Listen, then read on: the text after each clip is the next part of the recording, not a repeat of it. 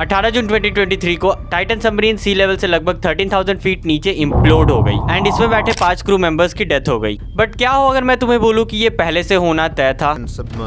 That had gone missing on Sunday last weekend. Sonar has picked up banging sounds in the search area. The Coast Guard reporting that pieces of the sub have been found in a debris field near the Titanic. The debris is consistent with the catastrophic 18 जून दोपहर 12 बजे Titan submarine ने अपना सफर start किया। Titan submersible को सी level से लगभग 13,000 feet नीचे जाना था, जहां पे टाइटन शिप का रिग पड़ा हुआ था। इस सबमर्सिबल में टोटल 5 मेंबर्स थे। कंपनी के CEO Stockton Rush, Hamish Harding, Paul Henry, Pakistan businessman Suleman Dawood and उनके बेटे शहजादा दाऊद, इन दोनों को मिलाकर के टोटल 5 क्रू मेंबर्स थे इस पूरे के पूरे सफर में। टाइटन को टाइटैनिक के पास जाने के लिए लगभग 2 घंटे लगते थे और ऐसा नहीं था कि ये पहले नहीं गया था, कभी भी ये पहले भी टाइटैनिक के पास जा चुका था। बट सफर के 1 आवर 45 मिनट्स बाद ही इसका कम्युनिकेशन अपने मदरशिप से टूट गया। बट पायलट ने इस बात पर ज्यादा गौर नहीं किया क्योंकि वो लोग लगभग टाइटैनिक के पास पहुंच ही चुके थे। तो वो लोग ने सोचा कि ठीक है, हम लोग लगभग पहुंच ही चुके हैं, तो हम लोग अब आगे ही बढ़ते हैं। और ऐसा नहीं है कि इनके साथ ये पहली बार हुआ था। कम्युनिकेशन टूटना ओशन वाइड के टाइटन सबमरीन के साथ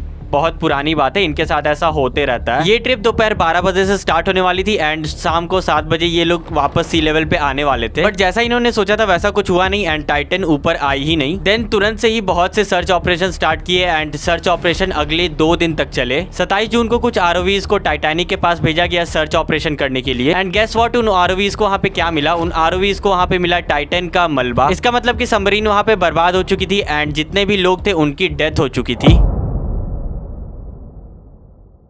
इन पैसेंजर्स की डेथ का सिर्फ एक ही रीजन था, कैटास्ट्रोफिक इम्प्लोजन। कैटास्ट्रोफिक इम्प्लोजन में ये होता है कि जब आपका व्हीकल किसी हाई प्रेशर रीजन में होता है तो बाहर से उस पर बहुत ज्यादा प्रेशर पड़ रहा होता है एंड अगर आपका व्हीकल इस बाहर के प्रेशर को सर्वाइव नहीं कर पाता है तो वो व्हीकल क्रश हो जाता है अंदर की तरफ एंड इस चीज को इम्प्लोजन बोला जाता है। जनरली इस तरह के जो डीप डाइविंग सबमरीन्स होते हैं उन्हें सिर्फ और सिर्फ टाइटेनियम से ही बनाया जाता है। टाइटेनियम के अलावा ऐसा कोई भी मेटल नहीं है जो इस तरह के प्रेशर को झेल सके। बट यहाँ पर सबमरीन के इन्वेंटर्स ने कॉस्ट कटिंग की एंड उसे कार्बन फाइबर से बनाया एंड आगे चलकर यही इनकी सबसे बड़ी गलती साबित हुई, जिसका रिजल्ट आज हम इस इम्प्लोजन के तौर पे देख सकते हैं। जनरली इस तरह के सबमरीन्स को स्फेरिकल शेप में बनाया जाता है ताकि जो चारों साइड से प्रेशर पड़ रहा हो वो इक्वली डिवाइड हो सके। बट इस सबमरीन का डिजाइन कुछ सिलेंड्रिकल टाइप का था। इस डिजाइन की वजह से सबमरीन पर अनइवन प्रेशर पड़ रहा था। तो जैसा कि मैंने बोला, इस सबमरीन को टाइटेनियम के बजाय यहाँ पे कार्बन फाइबर से बनाया गया था एंड इसका शेप भी स्फेरिकल के बजाय सिलेंड्रिकल रखा गया था। अब अगर यहाँ पे आपके कार्बन फाइबर या फिर आपके स्ट्रक्चर में एक भी डिफेक्ट आता है तो आपका पूरा का पूरा सबमरीन इम्प्लोड हो जाएगा। सबमरीन का डिजाइन एंड मटेरियल चेंज करते वक्त रश ने कहा था कि वो कुछ नया इनोवेशन करना चाहते हैं, बट बात कुछ और ही थी।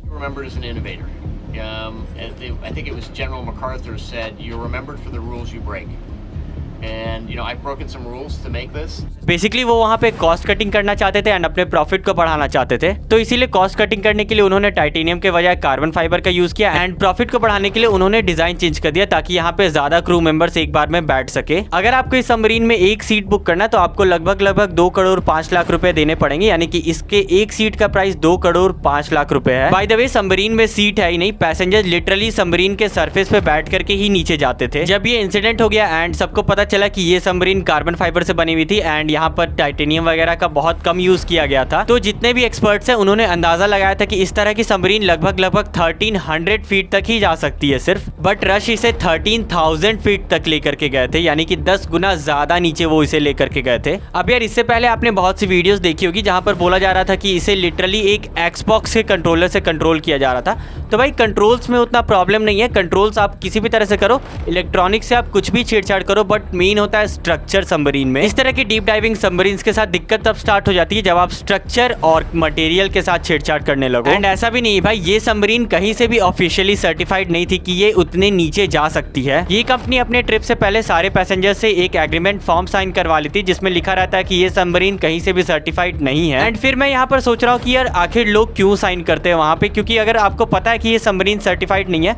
तो फिर आखिर क्यों ही जाना इस सबमरीन में। मेन बात ये है कि सर्टिफिकेशन वगैरह लेने में बहुत समय लगता है एंड ये इस समय को नहीं गंवाना चाहते थे। इनके पास इतना ज्यादा टाइम नहीं था कि ये सर्टिफिकेशन वगैरह में टाइम बर्बाद कर सके, क्योंकि भाई इन्हें प्रॉफिट कमाना था पहली बात, एंड दूसरी बात भाई ये लोग इतनी जल्दी इसीलिए कर रहे थे क्योंकि 2030 तक टाइटैनिक शिप का जो रिग नीचे में पड़ा हुआ है वो लिटरली समुद्र में डिसॉल्व हो जाएगा एंड फिर वहां पे उनके पास रिसर्च करने के लिए कुछ नहीं बचेगा, ना ही वो लोग प्रॉफिट कमा पाएंगे टूरिस्ट को वहां पर ले जाकर। इसीलिए इन्होंने सोचा कि ये लोग एक बार में जितनी ज्यादा ट्रिप कर सके वो लोग कर लेते हैं। 13,000 फीट की गहराई पर जब ये सबमरीन इंप्लोड हुआ होगा तो लिटरली वहां के पैसेंजर्स को भी नहीं पता चला होगा कि वो लोग की डेथ कब हो गई, क्योंकि भाई इतने ज्यादा डीप में जाने पे प्रेशर इतना ज्यादा हो जाता है कि इंप्लोजन होने में लगभग 0.3 सेकंड्स ही लगे। एंड जब तक पैसेंजर्स के दिमाग तक सिग्नल जाता कि इंप्लोजन हो रहा है तब तक वो लोग खत्म हो चुके थे। एंड खत्म से मेरा मतलब लिटरली वो लोग वहां पे साफ हो चुके थे भाई। आपको उनकी बॉडी का एक पार्ट भी नहीं मिलेगा, लिटरली उनके सेल्स भी इंप्लोड हो गए होंगे उस प्रेशर पे। एंड यार उस इंप्लोजन में उन्हें लिटरली कुछ भी फील नहीं हुआ होगा, क्योंकि भाई टाइम इतना ज्यादा कम था।